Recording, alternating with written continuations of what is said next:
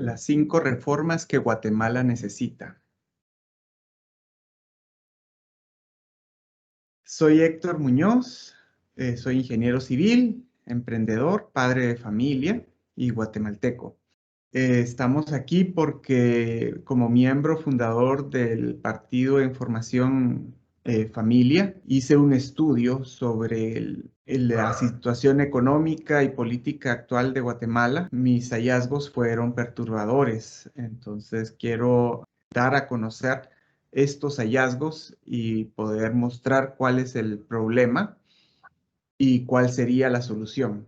La coyuntura actual, política y económica, nos puede llevar a una situación de fracaso total, a una situación peor de la que estamos actualmente, o nos puede sacar del subdesarrollo y llevar a ser una potencia mundial económicamente. Por eso considero que es importante que aprendamos acerca de cuál es el problema y cuál es la solución. Esto está basado en el proyecto de las 5 reformas que desarrolló el Foro Liberal de América Latina. Los datos locales los obtuve yo de diversas fuentes como el Banco Mundial, el Banco Central de Guatemala, el Ministerio de Finanzas, el Instituto Nacional de Estadística y otras fuentes oficiales. Estos datos fueron recabados hasta septiembre de 2020 y este estudio fue realizado a principios de octubre del 2020. Esta gráfica es el comparativo de crecimiento respecto a 1960. Fue muy difícil conseguir datos anteriores a 1960, pero a partir de ahí para acá siento que es un buen parámetro para verlo. Aquí estamos comparando el crecimiento de la población en la línea gris, el presupuesto de la nación en la línea naranja y el Producto Interno Bruto en la línea celeste. Como podemos ver, el crecimiento de la población es muy normal para nuestros países. A medida que ha crecido la población, el Producto Interno Bruto ha crecido a una mayor proporción que la población, a excepción de 1990, que fue el final de la década de los 80, donde hubo una gran inflación y eso ocasionó este bajón que vimos aquí. El Producto Interno Bruto ha crecido de esa forma porque nosotros como guatemaltecos hemos ido mejorando nuestros procesos económicos, nuestras industrias se han hecho más eficientes y por eso hemos visto que el crecimiento del Producto Interno Bruto ha tenido esta forma. Ha crecido hasta 9 veces lo que estaba en 1960, cuando la población apenas ha alcanzado 4 veces lo que había en 1960. Esta pequeña caída que vemos aquí es la caída que ocasionó la cuarentena de 2020. Ese parón económico creó esta caída. La línea naranja debería ir en la misma proporción del Producto Interno Bruto, pero como ven, su crecimiento ha sido mucho más acelerado y en el 2020, lejos de ir junto con el Producto Interno Bruto, creció aún más. Entonces podemos ver que el presupuesto de la nación ha crecido 12 veces, mientras el Producto Interno Bruto solo 9 veces. Esta diapositiva habla del crecimiento de la deuda pública respecto de 1960. La deuda pública ha crecido 180 veces de esa época para acá.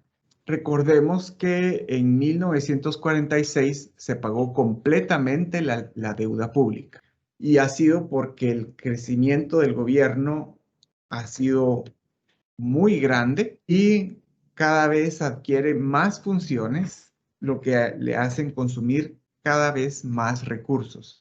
Además, esos presupuestos han sido deficitarios todo este tiempo. Por eso es que hemos ido acumulando esta deuda pública.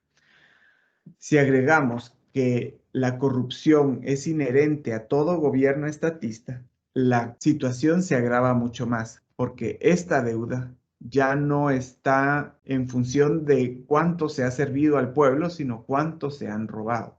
al final de septiembre, con el nivel del presupuesto y de la deuda que había alcanzado el gobierno, cada bebé que nace en Guatemala debe ya 9,656 quetzales solo por haber nacido en Guatemala. Esta diapositiva habla acerca de la población versus la población económicamente activa. Como podemos ver, el crecimiento de la población es el que habíamos platicado, pero el crecimiento de la población económicamente activa, que debería continuar la misma proporción que llevaba el crecimiento de la población, vemos que no sigue ese crecimiento. Hemos visto cómo los gobiernos que son tendencia más izquierda han hecho que esa línea se separe de la línea de la población, y los gobiernos de derecha mercantilista, pues no es que la acerquen más, pero detienen ese alejamiento. En este punto de aquí pudimos ver cómo los gobiernos que tuvimos de centro y democracia cristiana y el gobierno de la UNE hicieron que la gráfica cambiara totalmente su dirección y bajara la población económicamente activa. Cuando entraron los gobiernos de derecha, no muy buena, pero al fin y al cabo derecha, mercantilista, pero derecha, la cosa trató de mejorar un poco hasta el 2020, cuando fue la cuarentena. Ahí podemos ver que bajó ese número. ¿Qué es lo que está pasando? ¿Por qué es que los gobiernos de izquierda hacen que esta gráfica se mueva? Pues los gobiernos de izquierda hacen que crezca el gobierno porque le agregan funciones que anteriormente eran de las personas económicamente activas y se las otorga el mismo gobierno, y eso hace que busque tener más recursos, y al quitarle recursos a la gente, eso quita oportunidades y reduce la cantidad de gente que esté trabajando aquí. ¿Cómo es que se reduce eso? Pues muchos pasan a la informalidad, otros a engrosar las filas del desempleo, y muchos se van del país a buscar mejores oportunidades en otros países. Eso es lo que genera esa reducción en la población económicamente activa. Como pueden ver, en el 2020 llegamos a estar al nivel de como se estaba en 1980, solo que con 10 millones de personas más de las que habían en 1980. Esta diapositiva muestra los impuestos que actualmente se pagan en Guatemala. Vemos que son 27 impuestos. Hay algunos que son a productos o servicios específicos, los cuales generan una distorsión en el mercado que de no existir, pues se comportaría de manera muy diferente y provoca el aumento generalizado de precios, porque toda la economía está interrelacionada una con la otra. Nadie puede decir que no depende del cemento, por ejemplo, porque no está construyendo. Pero si va y compra en un lugar donde acaban de construir, ahí pagaron ese impuesto y tienen que conseguir el dinero de algún lado, y lo hacen de sus propios productos, de la venta de sus propios productos. Entonces, al final, quien para pagando esos impuestos no es la persona a la que se los cobraron directamente, es al consumidor final, que al final de cuentas somos nosotros. Las personas que no pagan impuestos directos creen que no están pagando impuestos, pero es todo lo contrario. Simplemente lo están pagando indirectamente. Aunque ellos no generen facturas, ellos están pagando los impuestos en cada cosa que compran. Una reducción de los impuestos debe generar una reducción en los precios de venta al final. Inflación. Inflación es otro tipo de impuesto, es un impuesto indirecto y es tal vez el más dañino a la economía. Está gravando a todas las personas sin ninguna discriminación, pero las personas que tienen suficientes recursos pues tienen cómo paliar ese impuesto, ya sea teniendo depósitos en divisas o depósitos en el extranjero, y eso hace que no sufran tanto el embate de la inflación. El problema es que las personas de escasos recursos no tienen esas opciones. Entonces eso hace que quienes más paguen este impuesto sean las personas de bajos recursos. Esta inflación es producto directo de la intervención del gobierno en la economía y es una forma indirecta de hacerse fondos a costa de todo. Como podemos ver aquí en la gráfica, en los años 1988 al 1990 hubo una alta inflación, la cual se ve reflejada en el ingreso de cada guatemalteco. Como pudimos ver en las gráficas anteriores, ese bajón en el Producto Interno Bruto que hubo fue producto de esta inflación. Entonces, cuando a uno le dicen que la inflación ciertos niveles es buena, le están mintiendo. La inflación en todo momento es mala. Lo ideal sería que lejos de haber inflación haya deflación, porque eso hace que se reduzcan los precios y que la gente en general tenga más valor por su dinero. Esta gráfica es el desglose de ingresos por persona económicamente activa. Para realizar esta gráfica tomé los salarios mínimos de cada año que a lo largo de los años ha ido cambiando. En algunos años el salario más pequeño ha sido el salario de los agricultores, pero en la actualidad el salario más pequeño es el de las maquilas. Para poder comparar el salario mínimo del 2020 con el de 1960, trasladé el valor del salario a dólares durante todo un año y ese valor lo calculé tomando en cuenta el valor del dinero en el tiempo, generado por la inflación que tuvo el dólar y el tipo de cambio que había en cada uno de esos años. Entonces podemos comparar aquí el valor dólar por dólar, exactamente el mismo valor que tiene en 1960 que en el 2020. Entonces aquí podemos ver claramente el problema que generó esa inflación. Y si vemos la gráfica de la inflación, vamos a ver que justo sigue este movimiento que tiene el salario mínimo, solo que al revés, porque en el otro a medida que va subiendo, aquí se va bajando. Otra cosa que podemos ver aquí es este color naranja. El color naranja es el costo del Estado por persona económicamente activa. Aquí no tomé en cuenta el valor de la población, sino la cantidad de personas económicamente activas, porque la población tuvo un crecimiento normal, pero realmente las personas que devengan ese salario mínimo son las personas económicamente activas, no son la totalidad de la población. Entonces, aquí estoy dividiendo el costo del Estado, que es el presupuesto de la nación de cada uno de esos años, dentro de la cantidad de personas económicamente activas. Y ese valor se lo resté al valor del salario mínimo, quedándonos en la parte azul el ingreso que realmente les está quedando a estas personas para su mantenimiento, su alimentación, su salud, su educación, su diversión, su crecimiento personal y todas las cosas que tiene que hacer. Como podemos ver, en 1960 el costo del gobierno para la persona económicamente activa era el 17%. A medida que fue avanzando el tiempo, este costo del gobierno fue creciendo también y aunque hubo una pequeña mejora a principios de la década de los 80, el valor del gobierno también creció y por eso vemos que este valor del ingreso real de las personas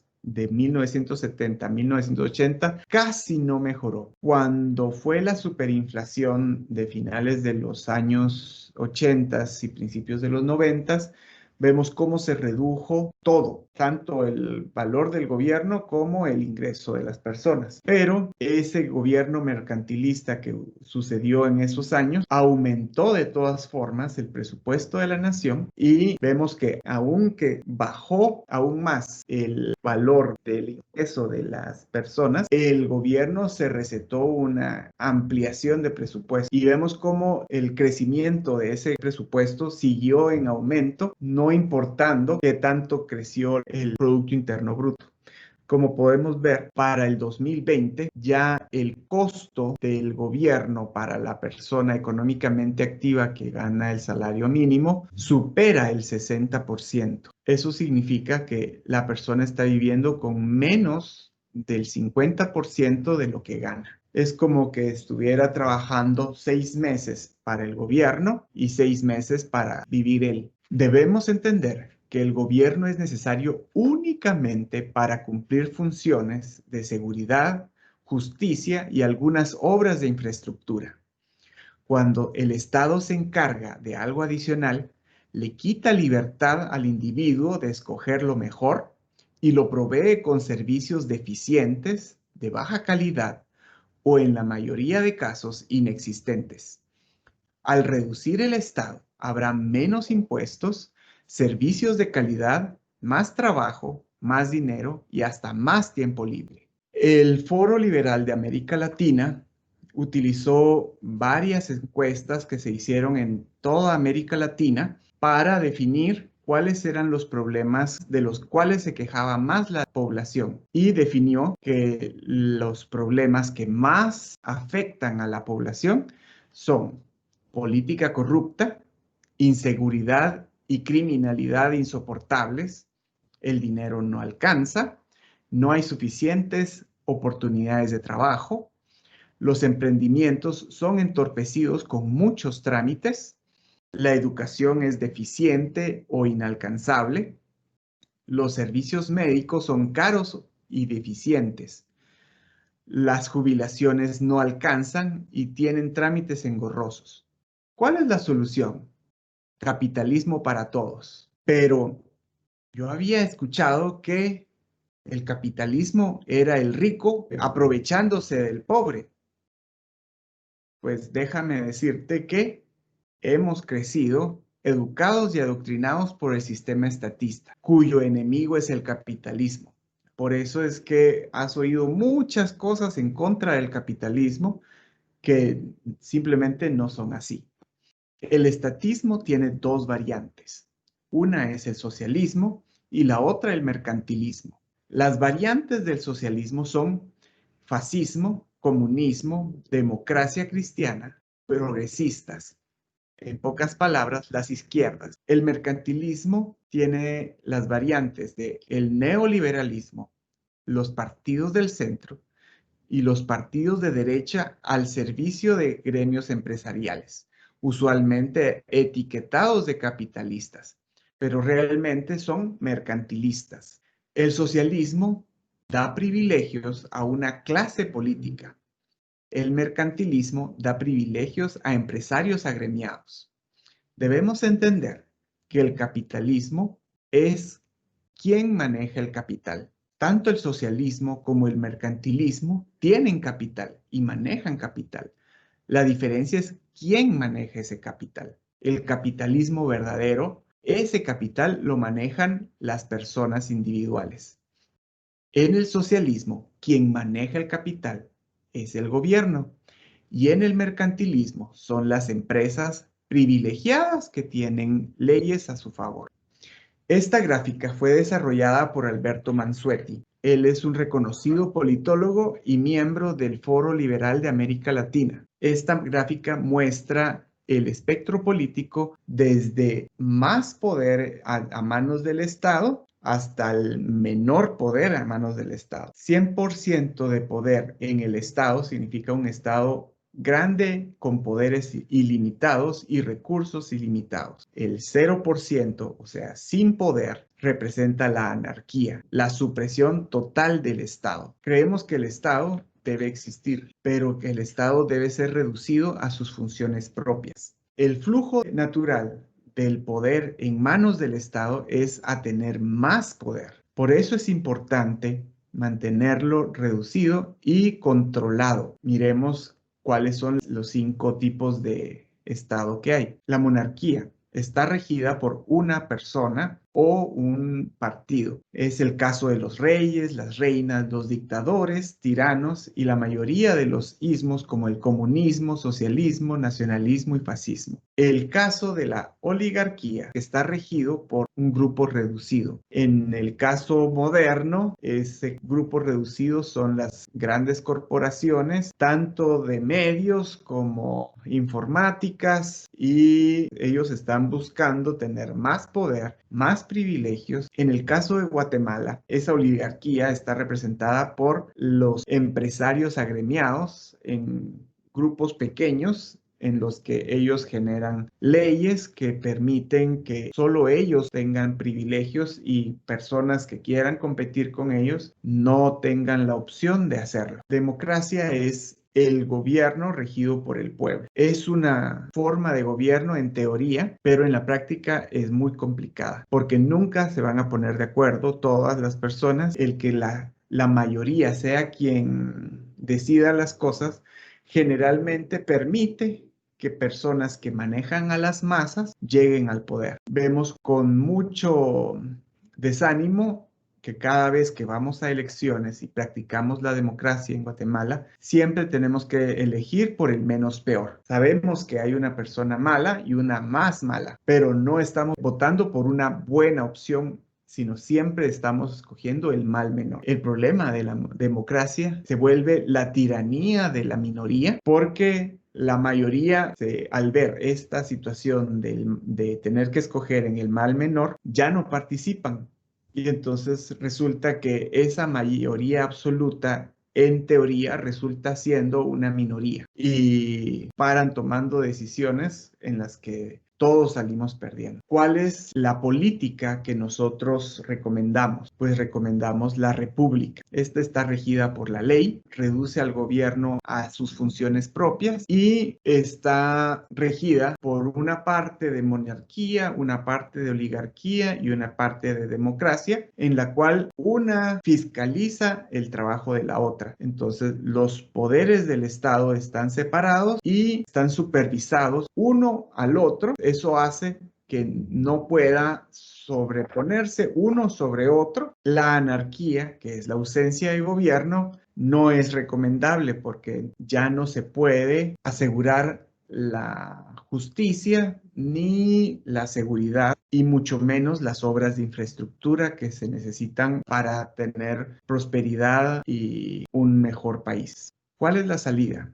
Nosotros proponemos 5 reformas. Están en 3 ámbitos: en lo político, en lo económico, en lo social. En lo político es la primera reforma, la segunda reforma en lo económico, las reformas 3, 4 y 5 son en lo social. En lo político estamos llevando el gobierno a limitar sus funciones únicamente a seguridad, justicia y obras de infraestructura. Esta reforma incluye un impuesto único, universal y uniforme, en el cual todos somos iguales ante la ley. En lo económico, mercados libres y moneda dura, para que la moneda se mantenga a un valor sin que haya posibilidades de otorgar privilegios a nadie y que el gobierno no tenga la posibilidad de crear inflación. En lo social, estamos promoviendo la propiedad privada en la educación, la salud y las jubilaciones, manejados por los verdaderos expertos, escogidos libremente y con los recursos suficientes para acceder a servicios de calidad. Capitalismo para todos. En estas estamos incluyendo a las personas más pobres con un programa de vouchers. Voy a pasar a explicar con más detalle estas reformas. La reforma número 1, en lo político, descarga a las autoridades del cúmulo de funciones impropias que ha asumido indebidamente y que hoy no puede cumplir a cabalidad, y les deja las suficientes atribuciones y recursos para sus 3 funciones genuinas. Así quedará más libertad y poder en manos de la gente. También contempla un impuesto único y una acentuada descentralización, federalismo y autonomía municipal, que son claves en esta primera reforma. Se eliminarán más de la mitad de los ministerios actuales, se cerrarán las oficinas de organismos internacionales que nos obligan a crear leyes malas y cumplir con exigencias de la agenda socialista. Todos los empleados públicos de esos ministerios pasarán a formar parte de las nuevas empresas creadas a partir de esos mismos ministerios, pero ahora privados, donde los nuevos dueños son ellos mismos. La libre competencia los hará ser más eficientes y prestar servicios de calidad. Ganamos todos. La segunda reforma es en lo económico. Estamos proponiendo mercados libres, 0 privilegios, 0 fomento, 0 incentivos, 0 subsidios o rescates de empresas ineficientes.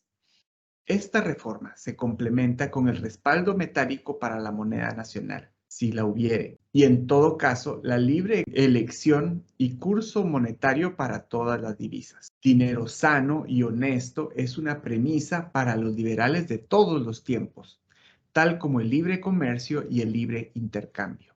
Otra premisa es la banca sólida. Por eso, esta reforma incluye una exigencia a la banca de conceder créditos en relación con su capital, reservas y depósitos, no muy por encima como es ahora.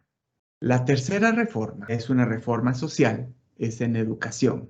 Actualmente la educación de calidad es para los ricos y privilegiados y la educación deficiente, o sea, la pública, es para los de abajo, los pobres y sin privilegios. Esto cambiará, pues al eliminarse el Ministerio de Educación, cada padre podrá escoger qué tipo de educación tendrán sus hijos. Todas las escuelas pasarán a ser propiedad de los maestros y padres quienes podrán organizarse y administrarse de la forma que ellos quieran y dar la mejor educación a sus hijos. Se creará un ministerio que dará vouchers a los más pobres para que puedan educar a sus hijos en los centros privados de su elección. Con menos costo en el gobierno hay más dinero en tus bolsillos, el cual puedes aprovechar de mejor manera. La cuarta reforma es en salud. También es una reforma social. Actualmente la salud de calidad es para los ricos y privilegiados y los servicios públicos de salud son para los de abajo, los pobres y sin privilegios. Esto cambiará, pues al eliminarse el Ministerio de Salud, cada persona podrá escoger el tipo de servicios de salud que necesita. Todos los bienes del Ministerio de Salud pasarán a ser propiedad de los médicos y del personal que los atienden, los cuales se podrán organizar de la forma que ellos consideren apropiada para poder ofrecer servicios competitivos a la población. Igualmente, el ministerio que dará vouchers para la educación también los dará para la salud a los más pobres para que puedan acceder a centros privados de su elección con menos costo para el gobierno y más dinero en tu bolsillo. Con este dinero vas a poder escoger a dónde quieres ir y qué servicios pagar. La quinta reforma, que también es social, es en las jubilaciones y pensiones. Actualmente, las jubilaciones rentables son para los ricos y privilegiados. El seguro social es para los de abajo, los pobres y sin privilegios. Esto cambiará, pues al eliminarse el IRS, cada persona podrá escoger qué tipo de servicios de jubilaciones necesita. Todos los bienes públicos del IRS pasarán a ser propiedad de los médicos y el personal que los atienden y podrán organizarse y administrarse de la forma en que ellos quieran para poder ofrecer servicios competitivos a la población. En jubilaciones y pensiones, la privatización también ha ofrecido una mayor variedad y los planes se han ajustado mejor a las diferentes necesidades y preferencias de la gente. Al no tener que pagar obligatoriamente un servicio que no vas a utilizar, te va a tener más dinero en tus bolsillos para que tú puedas escoger el que mejor te convenga. Estas reformas deben ser aplicadas juntas y de un solo. No pueden ser aplicadas de forma paulatina o parcial. Estas reformas requieren derogar todas las leyes malas que se cuentan por miles. Por eso es necesario entrar al Congreso, porque ahí es donde se hacen las leyes. Primero ser oposición,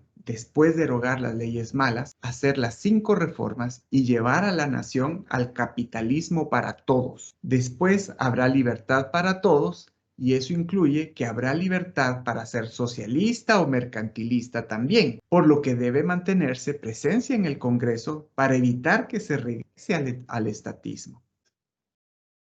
Guatemala te necesita. Únete a nuestro movimiento.